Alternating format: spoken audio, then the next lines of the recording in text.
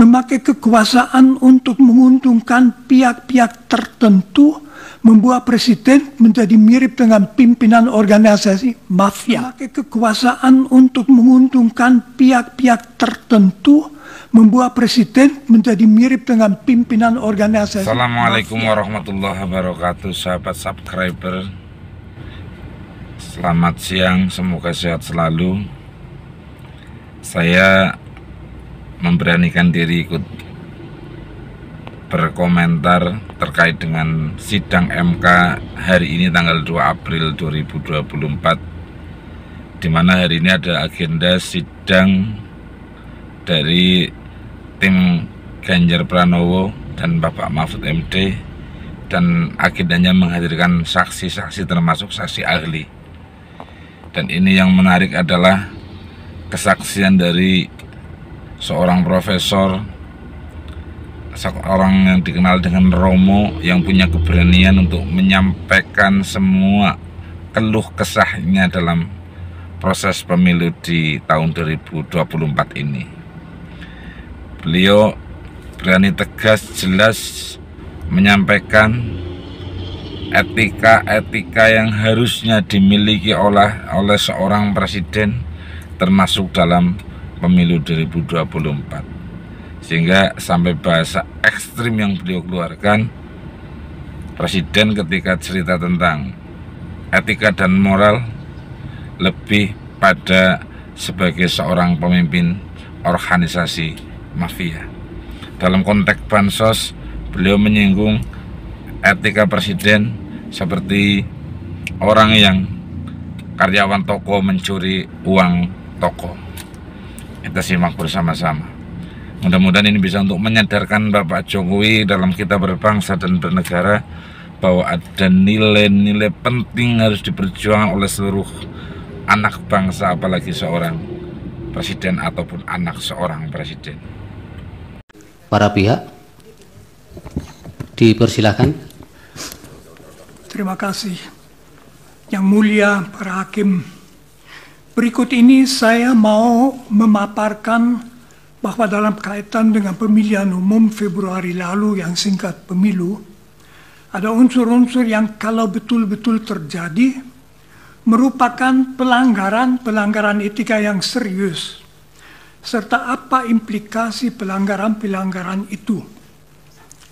Sebelumnya izinkan saya mengajukan 7 catatan tentang etika. Pertama, etika.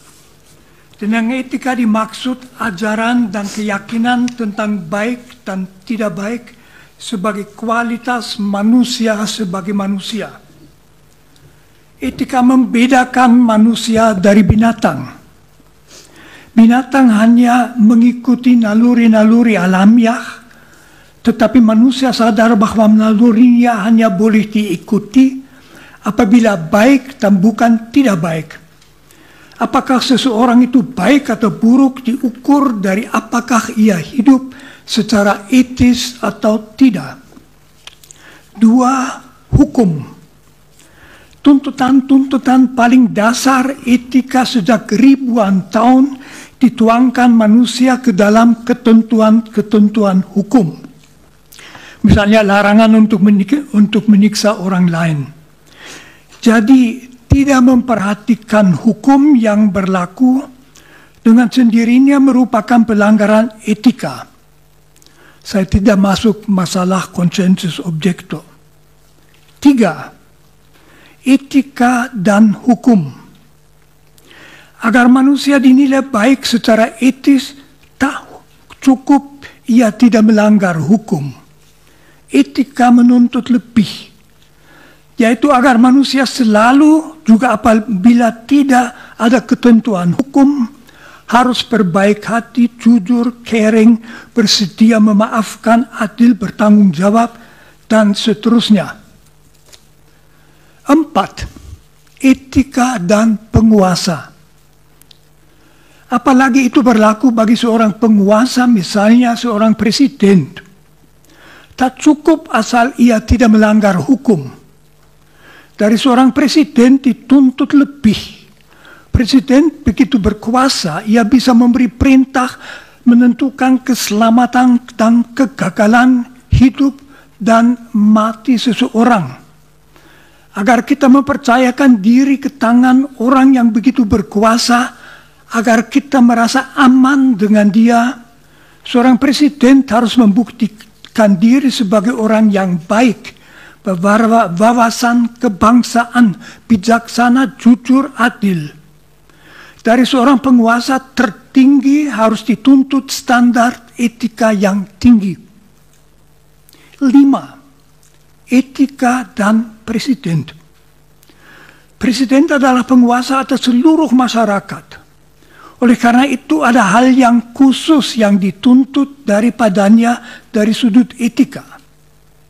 Pertama, ia harus menunjukkan kesadaran bahwa yang menjadi tanggung jawabnya adalah keselamatan seluruh bangsa.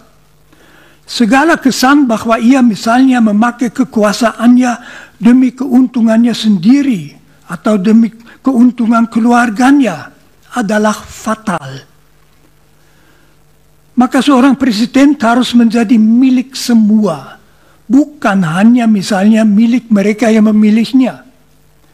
Kalaupun ia misalnya berasal dari satu partai, begitu ia menjadi presiden, segenap tindakannya harus demi keselamatan semua. Memakai kekuasaan untuk menguntungkan pihak-pihak tertentu membuat presiden menjadi mirip dengan pimpinan organisasi mafia. Di sini dapat diingatkan bahwa wawasan etis Presiden Indonesia dirumuskan dengan bagus dalam pembukaan Undang-Undang Dasar 1945. 6. Etika dan pemilu. Yang sekurang-kurangnya dituntut dari suatu pemilu secara etis, tentu juga secara hukum, adalah agar seluruh prosesnya, persiapannya, pelaksanaannya, serta pemastian hasilnya menjamin bahwa setiap warga dapat memilih apa yang mau dipilihnya, serta bahwa hasil pemilu memang persis apa yang dipilih oleh para pemilihnya sendiri. 7. Kegawatan pelanggaran etika. Filosof Immanuel Kant memperlihatkan bahwa masyarakat akan menaati pemerintah dengan senang apabila pemerintah bertindak atas dasar hukum yang berlaku dan hukum yang berlaku adalah adil dan bijaksana. Apabila penguasa bertindak tidak atas dasar hukum dan tidak demi kepentingan seluruh masyarakat, melainkan memakai kuasanya untuk menguntungkan kelompok, kawan, keluarganya sendiri, motivasi masyarakat untuk menaati hukum akan hilang. Akibatnya hidup dalam masyarakat tidak lagi aman. Negara hukum akan merosot menjadi negara kekuasaan dan mirip dengan wilayah kekuasaan sebuah mafia. Sekarang saya ke bagian pelanggaran etika dalam kaitan dengan pemilu 2024. Pertama, pendaftaran Gibran Raka Buming Raka sebagai calon wakil presiden oleh Komisi Pemilihan Umum. Pendaftaran saudara Gibran sebagai cawapres oleh Dewan Kehormatan Penyelenggaraan Pemilu dinilai pelanggaran etika berat. Karena pendaftaran itu dilakukan meskipun Majelis Kehormatan Mahkamah Konstitusi menetapkan keputusan Mahkamah Konstitusi yang memungkinkannya sebagai pelanggaran etika yang berat. Sudah jelas, mendasarkan diri pada suatu keputusan yang diambil dengan pelanggaran etika yang berat merupakan pelanggaran etika berat sendiri. Penetapan seseorang sebagai calon wakil presiden yang dimungkinkan secara hukum hanya dengan suatu pelanggaran etika berat juga merupakan pelanggaran etika berat. 2. Keberpihakan presiden dan misuse of power. Presiden boleh saja memberitahu bahwa ia mengharapkan salah satu calon menang.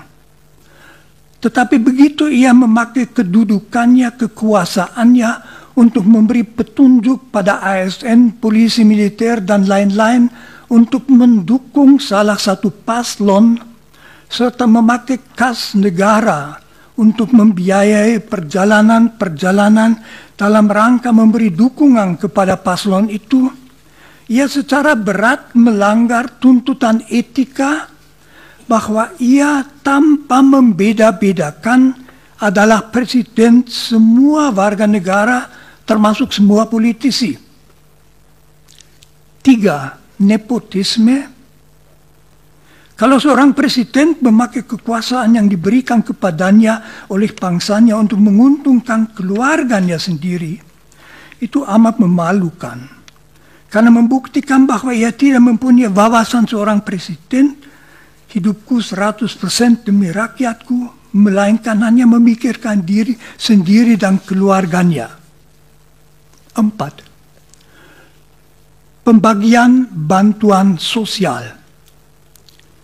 Bansos bukan milik presiden, melainkan milik bangsa Indonesia, yang pembagiannya menjadi tanggung jawab kementerian yang bersangkutan dan ada aturan pembagiannya. Kalau presiden berdasarkan kekuasaannya begitu saja mengambil bansos untuk dibagi-bagi dalam rangka kampanye paslon yang mau dimenangkannya, maka itu mirip dengan seorang karyawan yang diam-diam mengambil uang tunai dari kas toko. Jadi itu pencurian, ya pelanggaran etika. Itu juga tanda bahwa ia sudah kehilangan wawasan etika dasarnya tentang jabatan sebagai presiden, yaitu bahwa kekuasaan yang ia miliki bukan untuk melayani diri sendiri, melainkan melayani seluruh masyarakat. 5. Dan terakhir, manipulasi-manipulasi dalam proses pemilu yang jelas. Kalau proses pemilu dimanipulasi itu merupakan pelanggaran etika berat karena merupakan pembongkaran hakikat demokrasi. Misalnya kalau waktu untuk memilih diubah atau perhitungan suara dilakukan dengan cara yang tidak semestinya. Praktek semacam itu memungkinkan kecurangan terjadi yang sama dengan sabotase pemilihan rakyat, jadi suatu pelanggaran etika yang berat. Terima kasih. Terima kasih, Romo. Dari